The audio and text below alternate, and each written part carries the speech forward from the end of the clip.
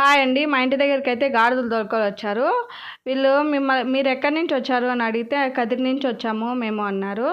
వీళ్ళైతే 3 ఇయర్స్‌కోసారి, 4 ఇయర్స్‌కోసారి వస్తానే ఉంటారు.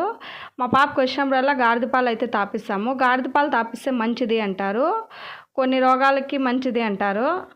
అలాగే కొంచెం లైక్ చేసి సబ్స్క్రైబ్ చేసుకోండి. చిన్నపిల్లలకి పాలాడి ఉంటుంది కదా, దాంతో అయితే 50 రూపాయలు అంట ఒక పాలాడి. చూడండి ఎంత చిన్నగా ఉందో. మేమైతే 2 పాలాడీలు తీసుకున్నాము. ఫస్ట్ ఓ పాలాడి మా గుణశ్రీకి తీసుకున్నాము. ఆ పాప అయితే తాగనని చెప్పి తాగింది. అలాగే మీ పిల్లలకి ఎవరికైనా తాపించుంటే కామెంట్ చేయండి. హాయ్ అండి. మా ఇంటి దగ్గరికైతే గాడిదలు తోలుకొనొచ్చారు. వీళ్ళు మీరెక్కడి నుంచి వచ్చారు అని అడిగితే కదిరి నుంచి వచ్చాము మేము అన్నారు. వీళ్ళైతే 3 ఇయర్స్‌కోసారి, 4 ఇయర్స్‌కోసారి వస్తానే ఉంటారు.